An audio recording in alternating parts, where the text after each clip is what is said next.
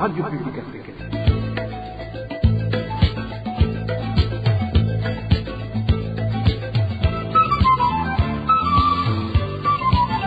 Radio Publique Africaine.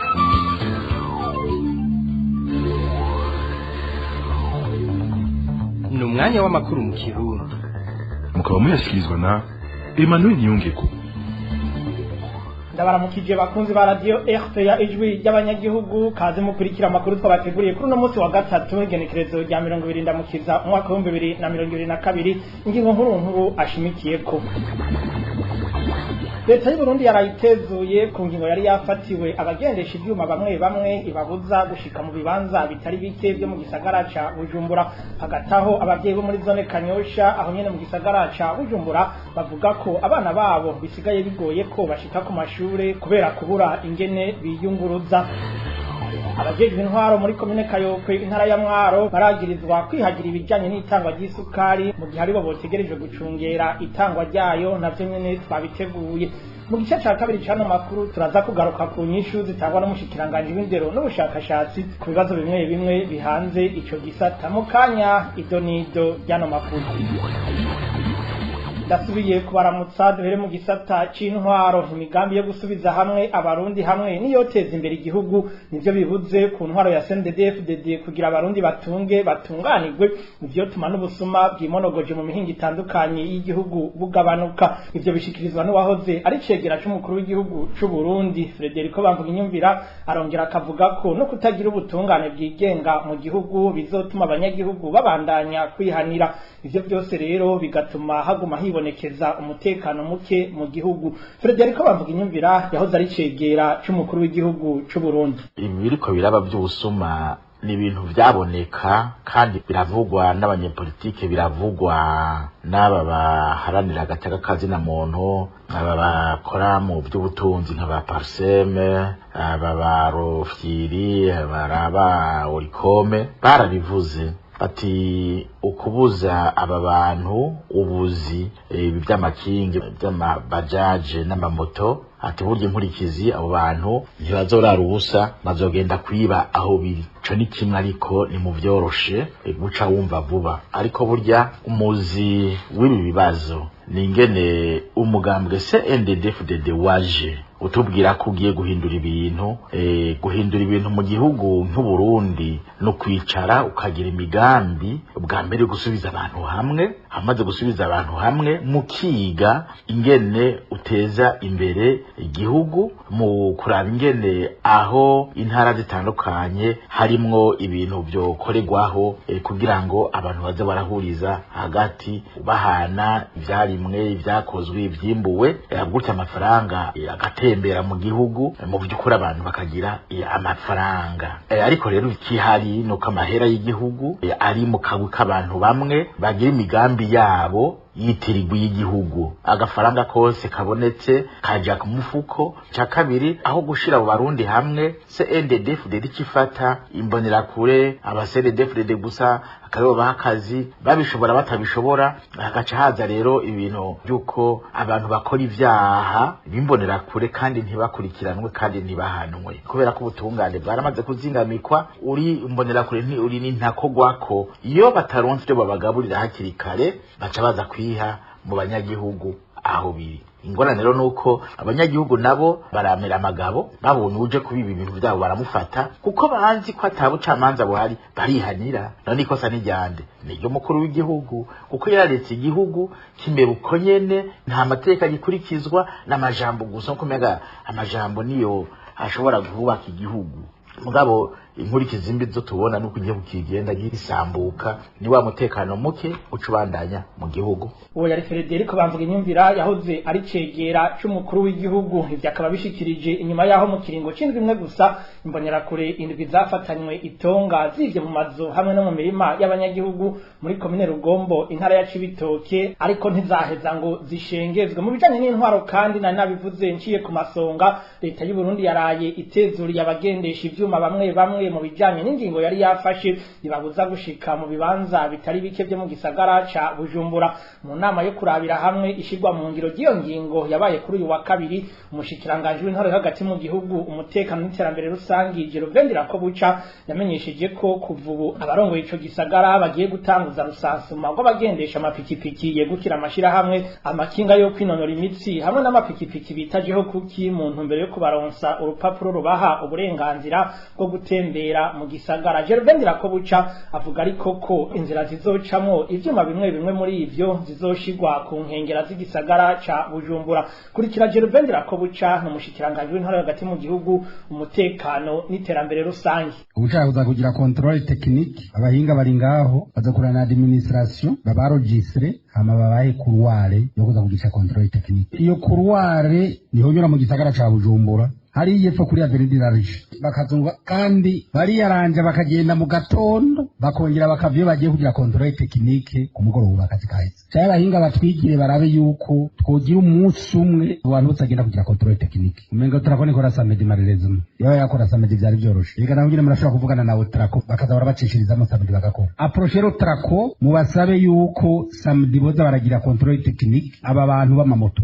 cyane bavuye murimo nabo ufata amasaha nk'abiri cyangwa 3 baba bahereje controle technique. Ubu rero meri itange communique isaba yuko amashirahamwe yose afisa amamoto baza kugira enregistrement. Jatugire variwaso turabe izabonetse uko zingana kandi ya enregistrement muyikore arico mwavuze gikomeye mwisunze yuko atamoto izotwara abantu babiri. La carte muzobaha izoba yanditse yuko ari umuntu umwe atawunda jako. Iyo enregistrement yamara guhera ncesaba abahinga bace bategura ivyigwa vyo kwigisha abo bantu. Imbere yuko tubarekura babanza kwiga bazosenya mbere na madite dangajemo tubereke uko bateza kwitwara mu barabara. Tuzorondera ubuhinga tuzoba dufise nico gituma jeho kuki tugora. Abahinga bazabanza kugirisha inama nabo uwo tuzofasha koza iryo kosa duca dukoresha le code de la route kivuga article 179 cyangwa 178 turatumurotira permis abantu bagendesha amakinga ya sport yagirezabe naho nyene la mairie ifatanye n'abahinga igire enregistrement yabo. Abo bari muri association biroroshe mukuru wa association wabo acazana abishingewe nyene avuge tutunganuko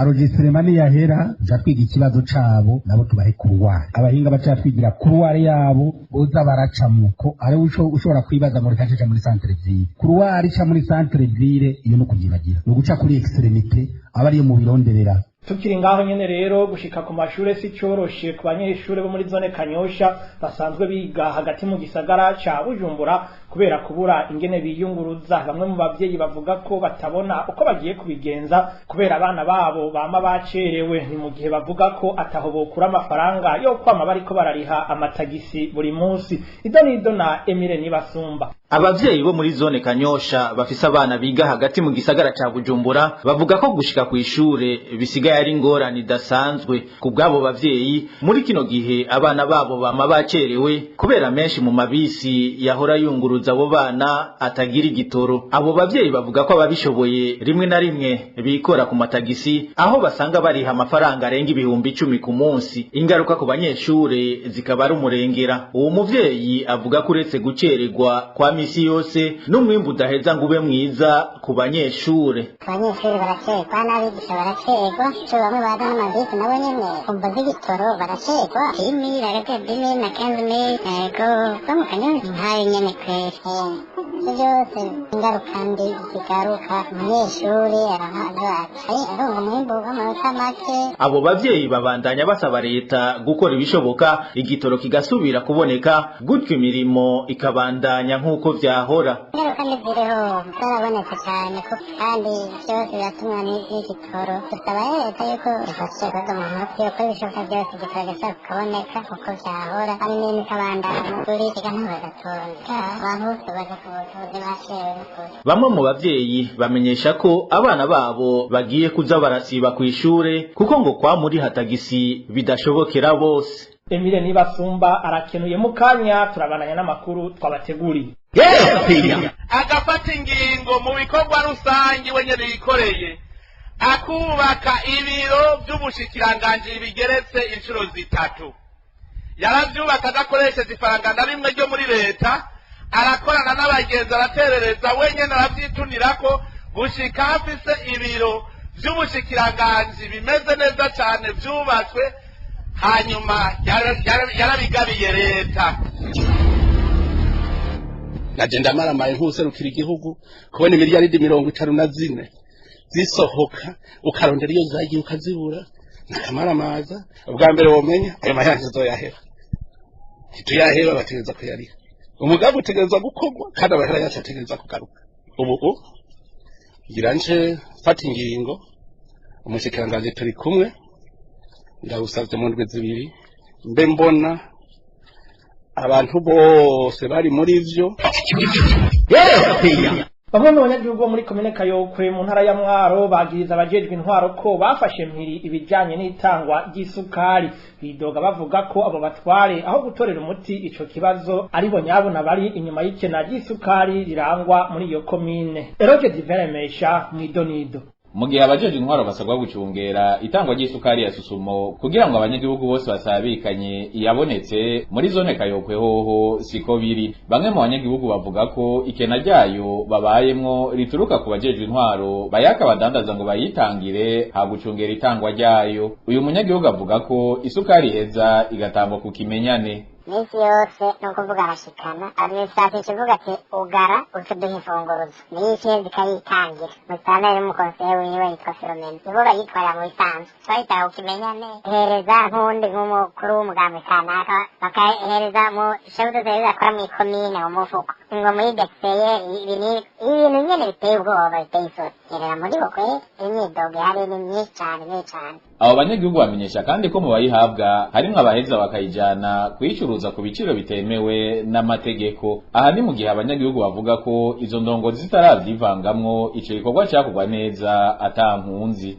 Ubwa kare itangwa neza kuko yararaba ati n'aha hantu abantu baho kuyisatse bangana gutya kavuga ati abajejwe intwaro ku rwego rwo hasi imungireri y'abantu mufise cabona ati ahanye rero nshobora kuhatanga isukari ingana uko bamwe babasha gutokaseka baheza n'isuko rero ihuriranye n'abantu bafise kugira ngo baze kuronka ico kiro canke ibiro bibiri. N'abanyagihugu tubona borekera abo bayizana akari bayitanga administration yagase ikurikirana itangwa ryayo. Uruganda rwa FPA rwagerageje kurondera kuri telefone Honoré Hatungimana musitanteri wa komine Kayokwe ngo twumve ico bivuga ko ariko twamukenye. Eroge Diveremesha tugumaho nyene mu ntara ya Mwaro mu gisata c'uburimyi abanyagihugu bo muri iyo ntara bafise ubwoba ko bagiye kwicwa na kigoyi kuko ataco bazokwimbura kuri iyi mpeshi. Ibura ry'ifumbire ya fomi na nke baronse ikaba yabonetse icerewe nivyo vyatumye batarimira impeshi nkuko vyahora. Mari Anje irakoze mwidonido. Ibura ry'ifumbire ya fomi mu gihe cirima ry'impeshi ryatumye abarimyi bo mu ntara ya Mwaro bateragira imbuto hato ugereranije nuko vyahora.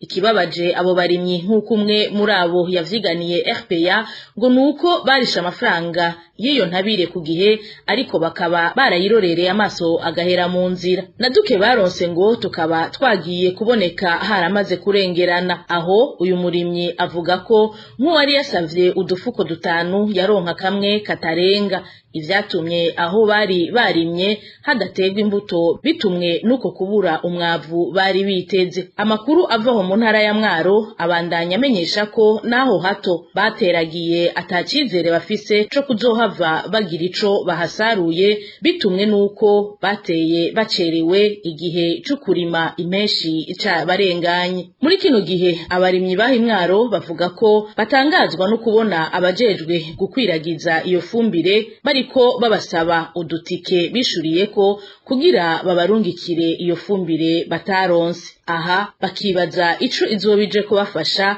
mu gihe hasigaye ukwezi kumwe gusa ngo imvura icike. Abo barimyi bavuga ko nyabuna bari bakwiye gushumbushwa kuko bagiye kwicwa n'inzara biturutse kwihinguriro fomi ritakoze ico ryategerezwa kandi ryari ryarakiriye amafaranga. Tubibutse ko iyo fumbire iri kwituma abarimyi b'abarundi bifumbereza bivugwa ko yagurishijwe mu bihugu bibanyi kugira haboneka amafaranga y'agaciro. Mari Angela koze urakenuye tukiri ngaho nyene mu ntara ya Mwaro imbere yo gutanga igice ca kabiri cyano makuru abanyagihugu abanyagihugu bo muri iyo ntara bariyamiriza bunguruza abantu baduza ibiciro uko bishakiye kandi muri kino gihe igitoro kiriko kigurishwa ku kiguzi cashinzwe na leta. Abo banyagihugu bagasaba abajejwe intwaro gukurikiranira hafi ico kibazo. Inkuru ya Josiane Muzaneza. Abanyagihugu bo mu ntara ya Mwaro bavuga ko muri no minsi hasa na haragahengwe kubijanye n'igitoro ndetse bakamenyesha ko igitangwa gihagarikiwe n'abajejwe intwaro n'umutekano kandi ku giciro cashinzwe na leta. Ariko rero ivyo ntibibuza ko bamwe mu bashoferi bunguruza abantu mu modokari zo mu bwoko bwa Probox baka amafaranga y'itike yegereza canke angana icuro zibiri ayahora arihishwa. Uyu munyagihugu avuga ko ayo mafaranga bemera kuyatanga kukwanka gusiba ingendo. Ibitoro nk'ubu mu kubitanga komiseri ntihagaze ariko n'abajeje intwaro nibo bariko batuma ivyo biciro bizimba kuko bariko bagitanga kuri prix normal, ni ukuvuga abashoferi nibo bariko bikika mu kiza. Ni linye zibiri gusa, ni ukuvuga ni Mwaro Bujumbura ku giciro ca leta kizwi n'amategeko n'ibihumbi 6,500, ariko uno munsi bageze ku bihumbi 12. Iyindi linye ni Mwaro Gitega, igiciro ca leta ni ibihumbi 4, mugo bageze aho barihisha 7-8. Numva nakamona uzo buri kurihuta bayakwatse bivana n'ico bugiye gukora wemera ukayatanga. Ikindi gishabuza abo banyagihugu nk'uko isoko ryaca y'Imwaro ribandanye ribimenyesha ngo ningene basaga amafaranga imbere yuko bashika iyo baba bagiye, bagasaba abajejwe intwaro guhagurukira ico kibazo kugira ngo boye kubandanya basahurwa. Abajejwe intwaro nibo bo guhagararira amategeko bahane abo bantu bariko bariba abanyagihugu barongoye kuko ntivyumvikane ngene batoza amafaranga imbere yuko banagushikana wewe yugiye kubera abandi yuko tuhava dutwana budava twemera kuriha amahera tuza leta yasinze kandi itaraduza igitoro bataturisha imbere. Dusaba abajejwe intwaro guhaguruka nk'uko bariko barahagararira itangwa ry'ibitoro ku masitasiyo aba ariko bahagararira n'iyubahirwa ry'ibiciro by'abanyagihugu. Mu ruganda rwa RPA twagerageje guhamagara Colonel Gaspard Gasanzwe arongoye intara ya Mwaro kugira ngo twumve ico yo bavuga kuri iyo myidogo y'abanyagihugu arongoye, ariko ntitwashoboye kumuronka ku murongo wa telefone yiwe ngendano. RPA.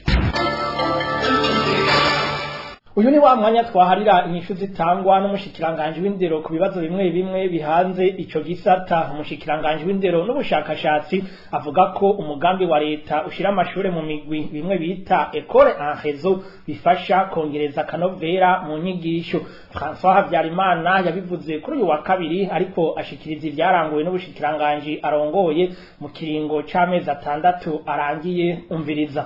Umugambi dufise nuwo kugira ngo amashure ashobore gufashanya, amashure asanzwe afise ibikoresho fasha nyigisho ashobore gufasha ayandi mashure bari mu karere kamwe adasanzwe afise ivyo bikoresho. Hanyuma kandi ivyo twise ama réseau scolaire bituma murazi yuko abigisha bose badafise novuga ubushobozi cyangwa ubumenyi bumwe bashobora gufashanya kugira ngo mu karere kamwe ntihagire ishure ironka amanota meza mu bibazo bitandukanye mu gihe iyindi yo muri ako karere nyene ishobora kuba yabaye iya nyuma.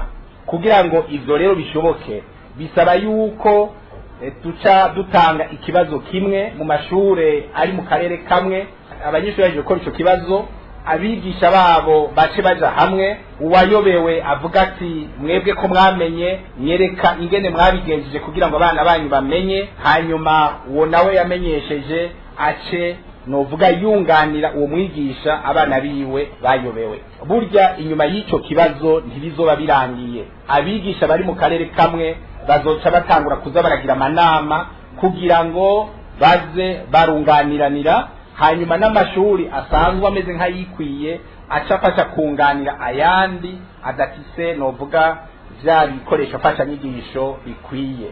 Ivyo rero bikazodutuma dushobora kuronka novuga inyigisho z'akanovera kari ku rugero rwisumbuye mu gihe twobikora neza. Umushikiranganje François Habyarimana yaranabajijwe kandi igituma mu kibazo gitanga uburenganzira bwo kwiga mu gisata cy'ubuvuzi muri kaminuza bafatira ku manota make ku banyeshuri bavuye mu mashure y'akarorero ugereranije n'abandi. Umviriza inyishu yatanze. Nukugira ngo abiga ico gisata c'ubuganga bashobore kuba bava mu ntara zose. Muramaze kubona ingorane zihaba, bariko babwira abigisha bati genda mukorere ruguru hariya ku mashuri, bariko babwira abaganga bati genda mukorere kuri bya bitaro bya ruguru. Abaganga benshi bagomba gutsimbatara ngaha i Bujumbura. Mwibaze rero n'abavukiye ruguru bisanzwe bigorana mwibaze mu gihe ico gisata cigisha ibijanye n'ubuganga cyo kwigamwo abana benshi bavuka i Bujumbura nk'uko twari tumaze iminsi tubibona, vyoca bigorana yuko abana benshi twabonye barenga hafi 60% bahora biga muri ico gisata basanzwe bava ngaha mu gisagara ca Bujumbura kubabwira ngo baje kuvura ruguru mu ntara, ariko ku muntu novuga asanzwe ari yavukiye ariyo yakuriye ariyo yize ahejeje medicine biroroshe yuko ashobora kuja gukorayo. Kubera rero ayo mashuri y'akarorero arimwe abanyeshure bava mu ntara zose zigize igihugu cacu, mu gihe abayaciyemo tubahaye amahirwe yo kwiga iki gisata cigisha ivy'ubuganga, bizotuma dushobora kuronka abaganga bazoja gukora kuri vya bitaro biri mu ntara za ruguru. Musanzwe muzi noneho yuko hariho n'umugambi wa leta yo gushiraho ibitaro kugeza ku rwego rwa komine. Nico gituma rero twafashe iyo ngingo yuko abize muri ayo mashuri y'akarorero tubaha amahirwe yo kwiga muri ico gisata gusumba abandi, kugira ngo ntibizogorane kuronka abaganga baja gukora mu bitaro bizoba biri ruguru mu ntara no mu makomine. Nayo kuvyerekeye urupapuro rw'umutsindo abize mu gisata c'ubuvuzi bazoronka muri kino gihe, umushikiranganje François Habyarimana yavuze ko agiye gushinga umugwi uzokwiga ingene urwo rupapuro rw'umutsindo ruzokwitwa. François Habyarimana havuga ariko ko urwo rupapuro rw'umutsindo ruzobaronganya agaciro n'urwahahora n'ubunyene. Tumwumvirize. Twarababwiye yuko abazoheza muri iki gisata cigisha ivy'ubuganga muri intumbero nshasha bazoronka urupapuro rw'umutsindo rufise agaciro kangana n'akarurya abize muri systeme ya kera basanzwe bafise. Rero ntibogira amakenga kuko ivyo biga ntaho bitaniye n'ivyo bariya ba kera biga. Ikibazo aho cyari kiri ni ingene urwo rupapuro ruzoba rwitwa. Twaramenyesheje yuko tugiye gushiraho umurwi kugira ngo dukurikije amategeko y'igihugu asanzwe ahari, tuvuge tuti uzoba ahejeje muri ico gisata azoronka urupapuro rwitwa gutya. Nituzire yuko ruzoba rwitwa baccalaureat, ubu ntabyo turavuga. Nituzi ko ruzoba rwitwa doktora nk'uko byahora, ariko uwo mugwi uzoheza utange intumbero ufatiye kubiba ngaha muri aka karere kacu, eka mbere ufatiye no kubiba no kwisi yose. Nuko rero nshutiranga abakunzi ba radio RPA no kuri izo nyishu zitangwa n'umushikiranganje w'indero n'ubushakashatsi ku bibazo bimwe bimwe bihanze ico gisata, biciye dusozerera amakuru yo kuri no wa 20 ndamukiza umwaka wa 2022. Mwakinuye mwebwe mwese mwafashe akanya ko kubana natwe, ngira ko kandi nshimira abamenyesha makuru bayegeranije hamwe n'abahinga b'ivyuma batumye amajwi abashikira. Emmanuel Ninge kuna yabashikirije, nabike banuye ndabifuriza kuroranirwa aho hose muherereye.